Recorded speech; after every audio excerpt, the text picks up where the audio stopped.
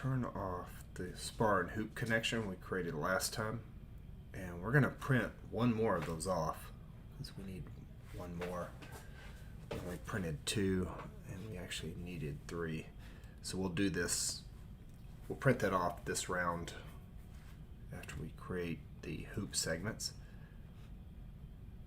So let's go up here to the navigation cube. Let's click on the top. Actually, we're going to have to do something new, which is revolve. So we're going to use this tool here, and we're going to create these hoop segments. So let's go sketch, click on the front plane. Let's go up here, select center point circle, hover over the center, draw that out, and let's click on the dimension tool, left click on that circle we just created, and let's go 0.48. Let me double click on that. So that's 0.48, and I believe those spar and hoop connections we made were 0.52. So let's go up here and left click on the line tool. We're gonna make us a line. Doesn't matter how long it is. Hit escape. Let's go up here, hit the dimension tool. Let's hover over the center, left click on the center of that circle, left click here. Let's drag that down. Let's go 19 inches. This is going to be the radius of the hoop that would go around the paramotor. The diameter is going to be 38 inches, so we're going to do half of that. Let's scroll out so we can see what we just created. Let's close that sketch out. Let's go to isometric view. Let's go up here to revolve. This is a new tool. Left click on that, make sure it's solid, new, faces to sketch. We're going to come down to the circle we just created. Here it's asking us for the axis. That was the purpose behind the line. Click on that line. Notice now it made a hoop. But we don't want a full segment. We just want one direction, and that's going to allow us to determine how large of a segment by degrees. We're going to do the bottom hoop at 65. Let's rename this bottom hoop segment. Because I believe the last time I created this, the bottom one had to be smaller than the top. Alright, so we've got that one created. Let's right click and go edit appearance. Let's give this a silver color. Left click on that and close it out. All right, there. You can see now it's smoother lines. That was just my computer's running slow, so that's why it looked kind of square in some of the angles. So let's close that out, and we're going to repeat that process, but now we're going to create the. So close that out, go to the navigation cube. Let's left click on sketch, left click on front plane, left click center point circle, left click here, draw that out. Let's go up, hit dimension tool, left click on that, left click on this again and go 0.48, and let's left click on the line tool, left click, form a line, hit escape, go over to the dimension tool, click on the center of that, and then click on the line. Let's make that 19 inches as well. Scroll out, go to isometric view, close that sketch out. Let's go to revolve. We're going to solid, new, faces to sketch. We're going to click on that circle. Let's click on the axis. That was the line. Let's go to one direction. For this one, let's go 75 degrees. So that'll be a little bit longer than the last one. Let's scroll in here and see if it'll render. I know it looks square, but once the rendering happens, it will look smoother. All right, let's go down here, right click, let's hit rename, and this will be the top hoop segment. All right, let's right click that again, and let's go edit appearance, and we'll make this one a blue color just so we can tell the difference between the two. All right, let's scroll out. Now it's nice and smooth. It just took it a while to kind of render. All right. Close that out. So we'll turn that off. Let's turn the one we just created on. Let's right click on that. Let's go export. Export that one. Close that out. We won't export another spar and hoop connection. We already have that exported. Let's turn this one on, right click and export. You don't have to turn that on when you export.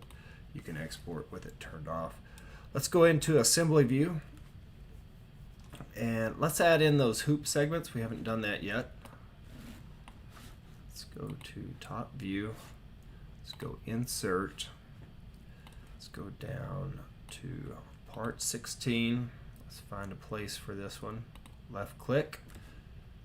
Go over, we'll click on that. Actually, I'm going to go back view. Let's close this out and let's move this into position.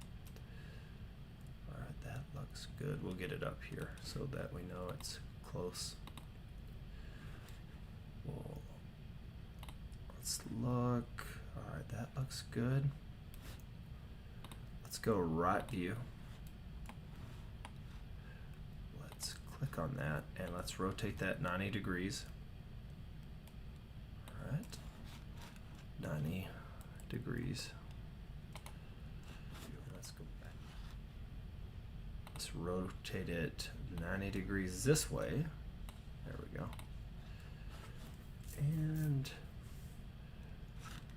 let's left click on that, move that close to where we want it. I'm going to go to isometric view. And we'll get that lined up pretty close. So we're at 15 degrees there. Let's grab this cube. Let's bring that down. We need to rotate it back a little bit. So yeah, it's probably going to be pretty close to 15 degrees. And that should line us up. Let's look at top view. Doesn't have to be perfect right now. We're just getting these into position. One more time from top view. Yeah, that looks good. All right, we got the hoop segments. Let's go down and click on insert. Let's left click on the bottom hoop segment. Let's bring that in. Let's go to right view. Let's click on that. And we'll rotate. Oh, we got to close that out. Let's rotate that up. There we go. Let's go 90 degrees. Bring it up. And we may be a little bit off, but should be pretty darn close. And even in real life, these are going to be aluminum. They're going to be flexible. Left click on that. Click on this one and see if we can move that in just a tad. Yeah, there we go. All right, let's see how that looks. Perfect. All right, good. So now let's go insert, scroll down. Let's do a top hoop segment. Let's bring it over here. Let's close that out. Let's rotate this thing. Get it pretty close to where we need it. So this is the first time I've put these in assembly view.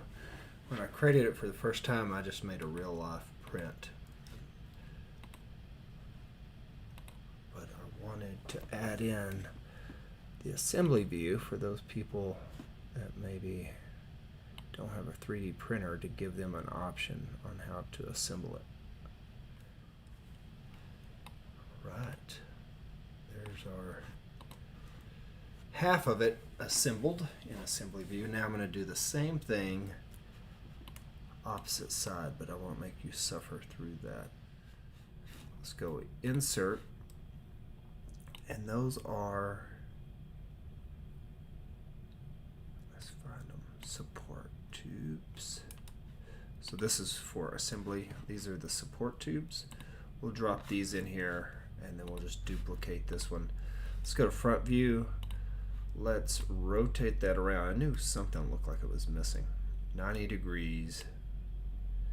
Let's go to 90. Let me just type in 90 because I'm having trouble getting my mouse to go right to that. 90. And let's move this into position. All right, that looks good. Find that support tube for assembly view. Drop it in. Let's close that out. Let's rotate that. And we'll line it up with that other one. So we're at 90 degrees. We'll come across here, bring it down to right view, and we'll line it up from there.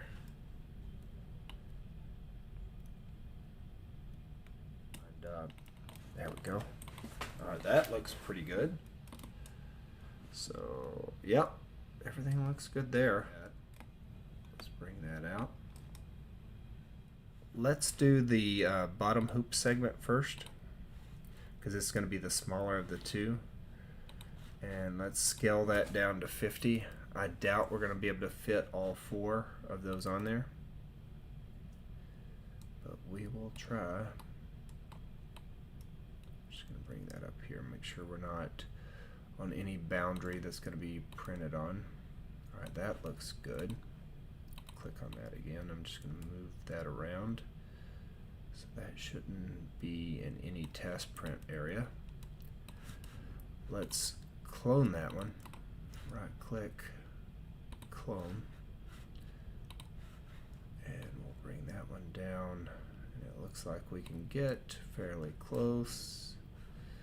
Let's see what this warning is. Yeah, so that's too close.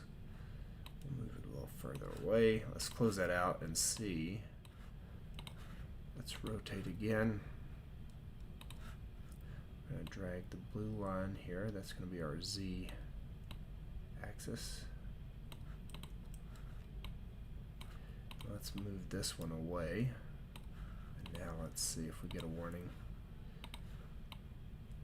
It's really wanting those to be far away. Alright, let's prepare that. No warnings on that. I am going to bring in, before we do anything else, let's go ahead and import the spar and hoop connection. We just need one of those. Let's move this over here. Let's go to scale. And let's go to preview. We're going to get a warning, but this is for the holes that are in this one saying that we might want supports. We don't want supports in that because it's just extra we'll have to clean out, and it's so small we don't need it. Let's go to print plate, and then we can send it to our printer once we connect our printer. Look at the top hoop segment since it is longer than the bottom one, and make sure everything fits. It should. It did when I did my first test print, but I think I had to move it around quite a bit to get it to be in the right location. As you can see, you might have to print these off one at a time, I think. Let's go this way and see if we can get those at an angle where we don't have to worry about it being in that area. Let me delete that one and we'll just clone this one. That'll be faster. Oops. Clone. And then I'm gonna rotate a little bit. We'll see if we, no, not that way. Right like that.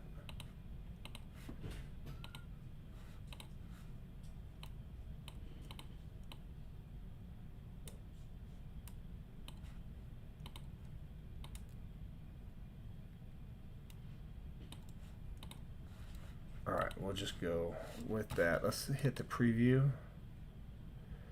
Yeah, see, I don't want that down in there, because I don't want to go across those lines.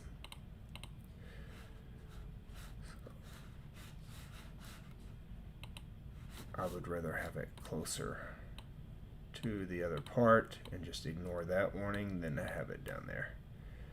We'll go right here and preview. That's good enough. All right, we'll print from there. Let's go print plate. We'll hook up to the printer and then we'll send. I had to print these off separately. That's a top hoop segment. I'm gonna clean these out. So I'm just using that threading tool. Even though these don't thread in, I'm just using it to make that hole in this base tube a little bit bigger so it'll slide in and out of there easier. So we're going to take the lower hoop segment I already put on that spar and hoop connection, the extra one, so it was printed off. I'm going to go ahead and put that in. So pop that one on there. Let's do the other bottom hoop segment. These were made at 65 degrees and the top ones were at 75 degrees. So they're a little longer. Make sure everything fits in there. We could probably make these connections 0.51 and this 0.49, and I think they would fit tighter. So maybe for the next one I'll make those adjustments. So we'll pop that in there. Good, that looks good. And we'll pop this one in. Let's see if they all kind of fit together. Oh, that's a tight fit. All right, that looks good. So we've got everything assembled now. Our next step, we're done with the 3D printing, is to actually purchase the tubes that we need. So we're going to need 1 inch, we're going to need 3/4 inch, we're going to need 1/2 inch tubes, and then we should be able to make all of that from those sizes. And then these are scaled down. We could just measure these without even going back in to Onshape and scale and multiply it by 2, because these are all scaled down by 2. So the small scale model can even be used in the future if we just want to find out how much tube we need to go buy. We can use the small scale model without even going into the computer program. But Onshape also allows us to print off the drawings. We're going to demonstrate that next. We won't do it for every part, but we'll do it for a few parts, just so that if somebody wanted to print off all the drawings with all the measurements and the sketches, they could do that.